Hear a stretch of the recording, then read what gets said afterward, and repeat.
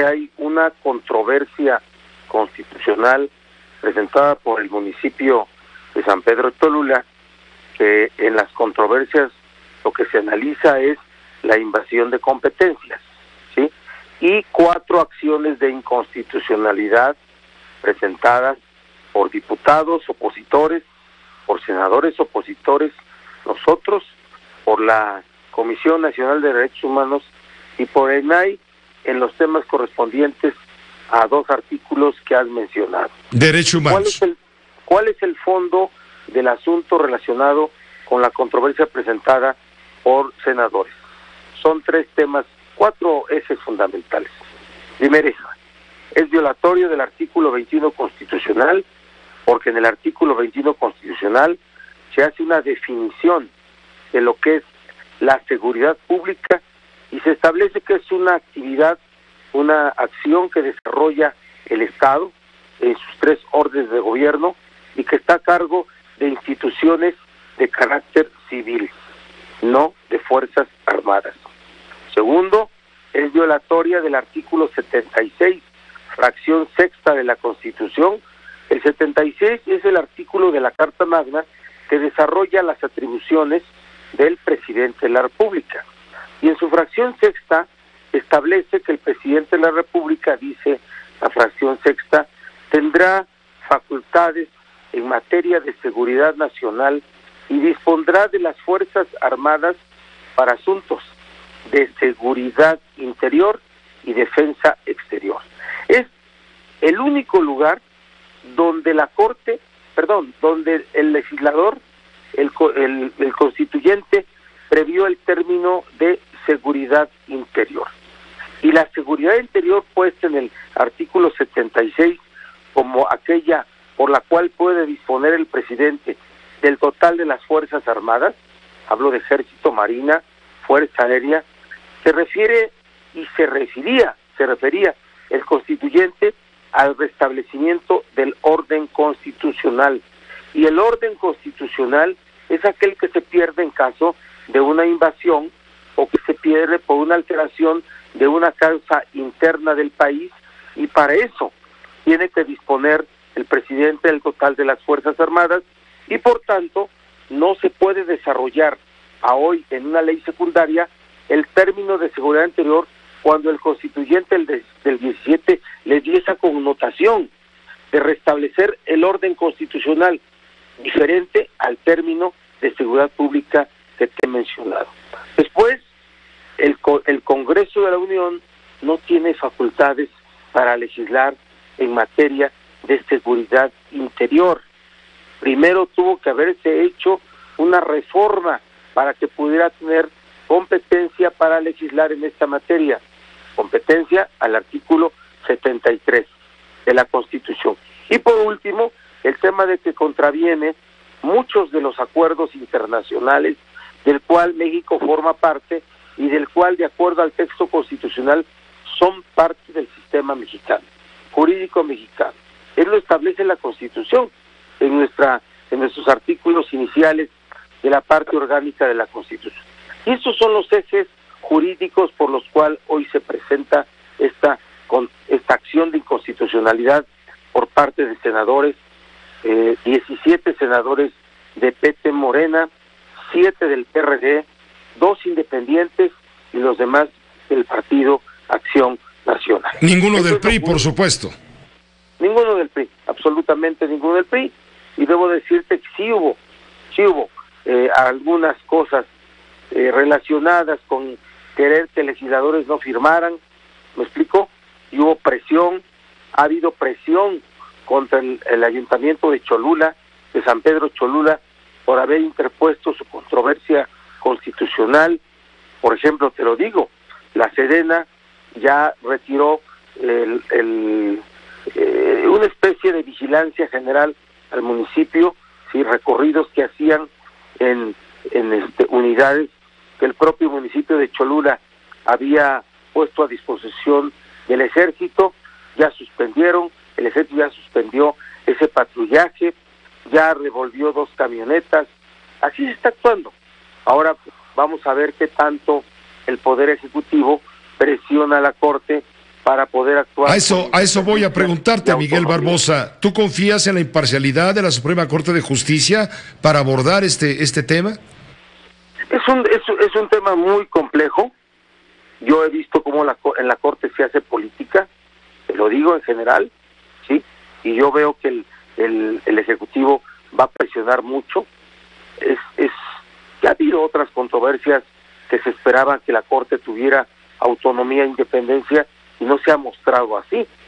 Yo no quiero referirme inadecuadamente a ningún ministro, porque además de ser personajes son juristas muy preparados, y esta es una prueba de una ley inconstitucional a la vista, y por eso queremos nosotros darle seguimiento. Pero déjame decir, para que la gente no sienta que estamos apartados de una realidad. Yo soy de los que piensan que el combate a la delincuencia organizada no se puede entender hoy sin la participación del Ejército y la Marina. Pero yo no puedo aceptar que haya una ley secundaria en un desarrollo inconstitucional, que aceptemos como válida una ley inconstitucional, ¿sí me explico?, por la cual las autoridades civiles, la autoridad civil, quede sometida a la autoridad militar. Así de sencillo. Es inaceptable, es peligrosísimo. Ya se nos olvidó la realidad que rodeaba al país antes de 1940, cuando había un ejército sin controles políticos reales.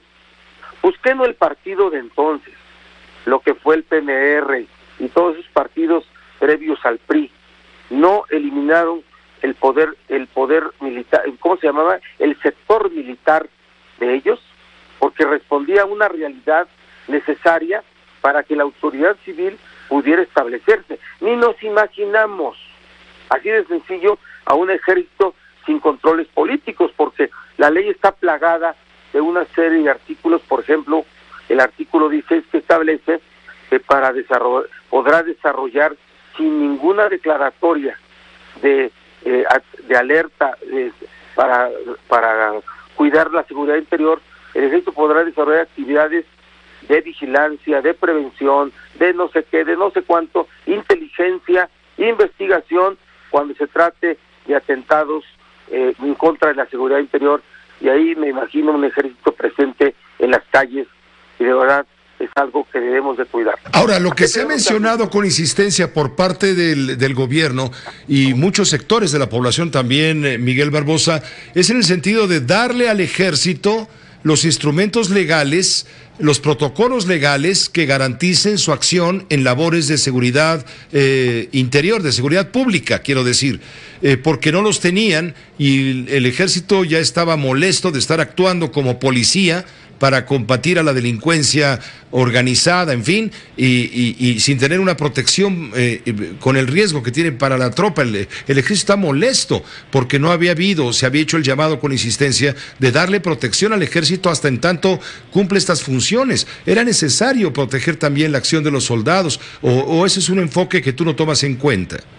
Sí lo tomo en cuenta y estoy de acuerdo en que así hubiera ocurrido, pero con una ley constitucional, que hubieran modificado antes la Constitución para variar el término de seguridad pública, no que quede vigente el texto que dice que la seguridad pública se encargará a instituciones civiles, para poder establecer, no en un desarrollo de un concepto que tiene otra connotación, el de seguridad interior. ¿Me explico? Yo sí creo que el ejército es necesario en el combate al crimen organizado, pero necesitamos desarrollar un sistema policial y un modelo de seguridad pública, no que por lo visto ya se decidió abandonar esto. Y ahí viene otro elemento político, totalmente político, y de una enorme suspicacia. ¿Por qué un gobierno que ya se va lo hace? ¿Por qué lo hace? Un gobierno que se va y se va mal. ¿Por qué impone una ley de esta naturaleza? Y ahí es cuando empieza todo lo que se va a escribir en adelante, mi querido Pepe. ¿Quién dio la orden real de que esto se ejecutara? Y ahí es donde nosotros, de verdad, yo nunca he sido, tú me conoces, nunca he sido un idólatra de un modelo socialista, comunista y de odio al yanquismo, pero a ver, sí hay una ruta de militarizar al continente desde una visión de Estados Unidos. Se ha escrito sobre eso y no me aparto de que pueda haber algo ahí. Y la otra, a ver, me vas a ver ya como alguien que anda haciendo cosas, pero miren, de verdad, el cambio de régimen que está enfrente es un cambio de régimen que necesita también un ejército con mayores libertades para cosas que ni nos imaginamos. Te agradezco mucho, Miguel Barbosa. ¿Qué cosas ni nos imaginamos, Bueno, que haya un contrapeso al poder ejecutivo sí. Desde el ejército, ¿sí?